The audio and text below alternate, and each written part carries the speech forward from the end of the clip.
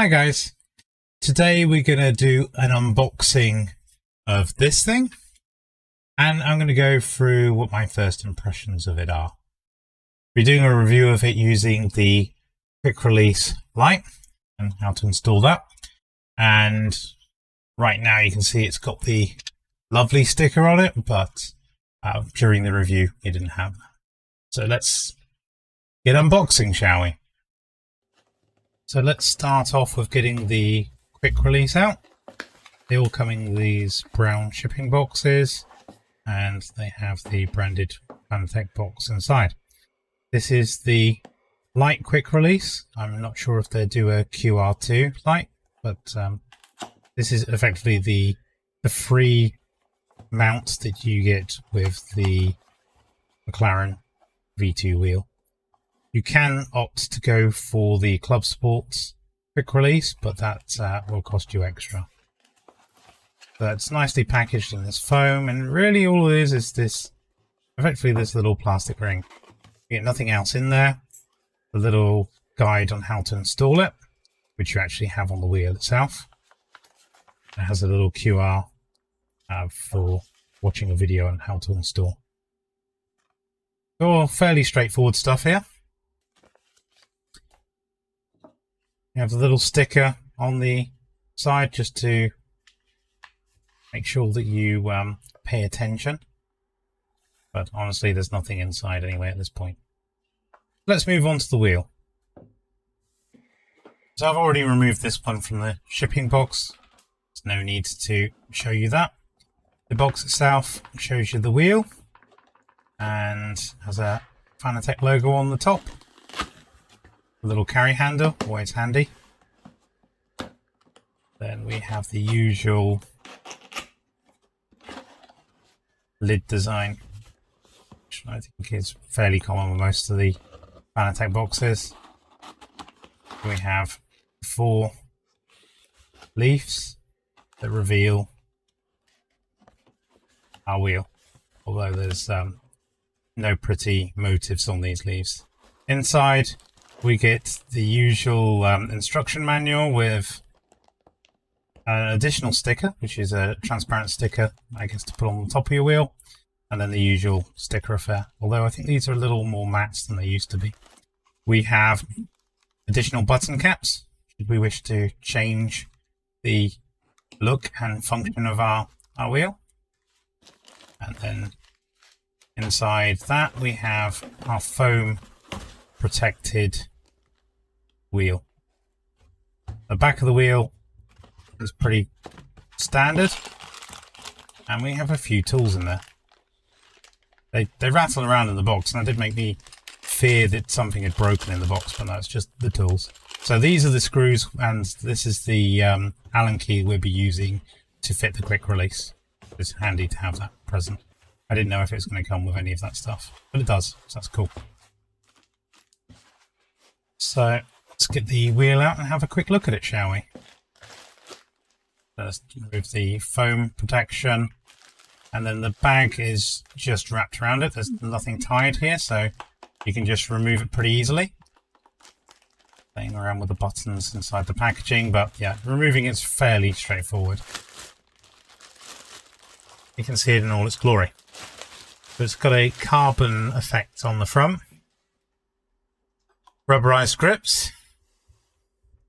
You have the usual quality buttons on the front, and then these 2 oversized ones in each corner at the top of the wheel.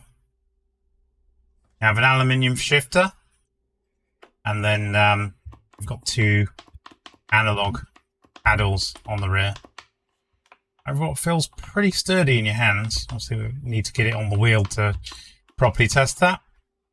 All of the buttons and dials, they all feel pretty sturdy. All actually pretty reasonable quality stuff.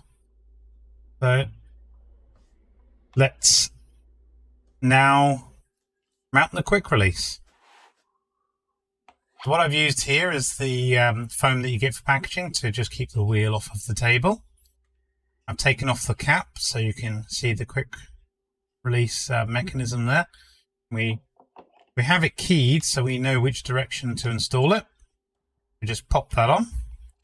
and then using the washers and nuts that we're provided with,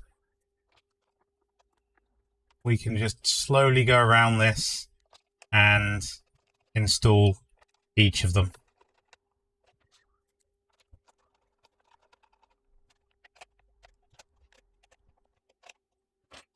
And that's it. The wheel is ready to use. So first impressions of using this wheel, they're pretty positive.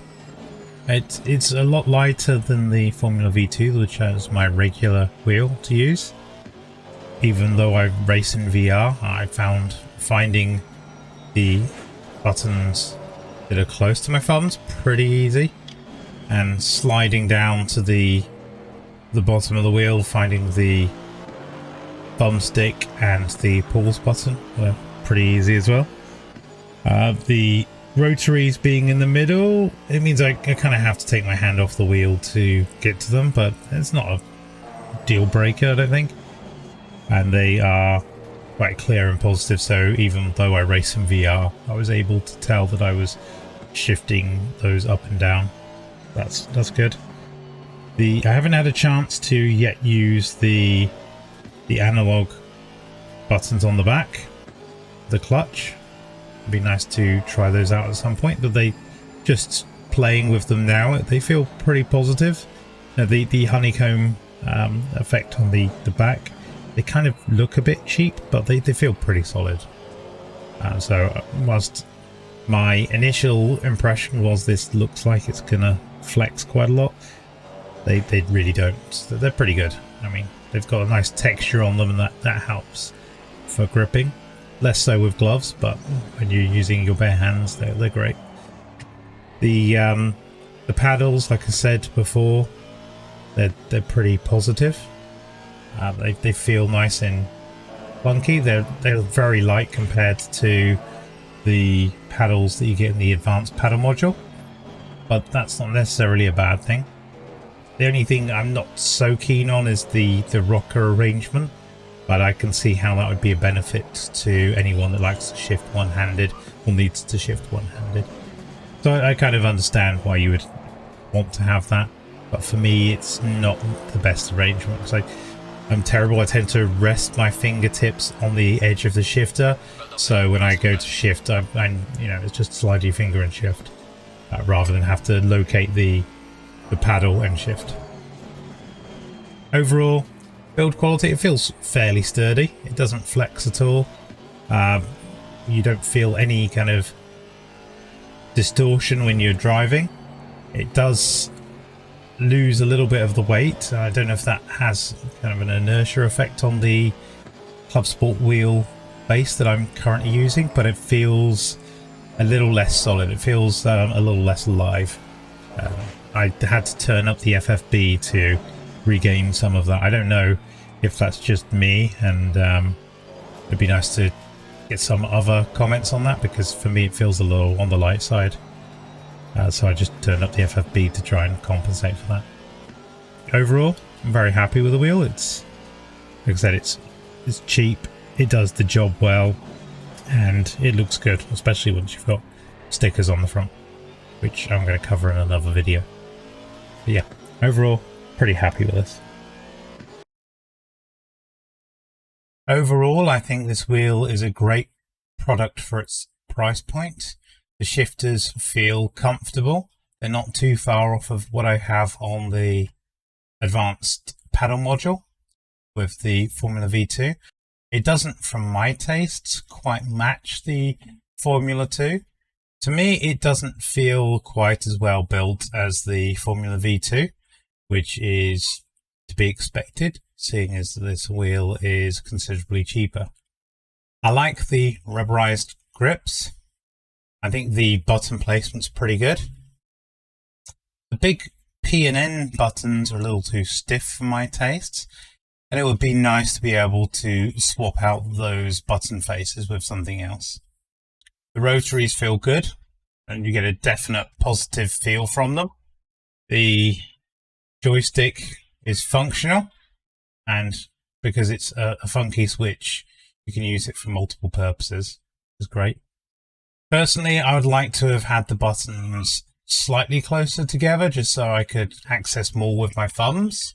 I've basically got access to 8 buttons with my thumbs versus with the Formula V2, I have access to essentially 10 buttons plus the thumb rotaries.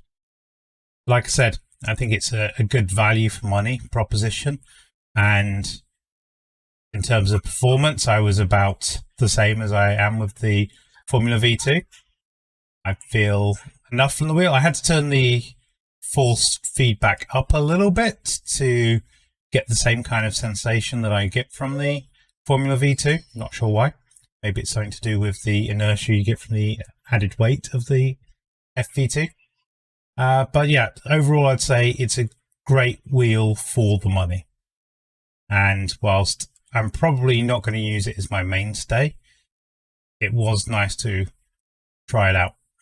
I hope you've liked this video. If you have, please give it the thumbs up and remember to leave a comment below. Your feedback is always welcome. Just goodbye from me for now and stay safe. Bye bye.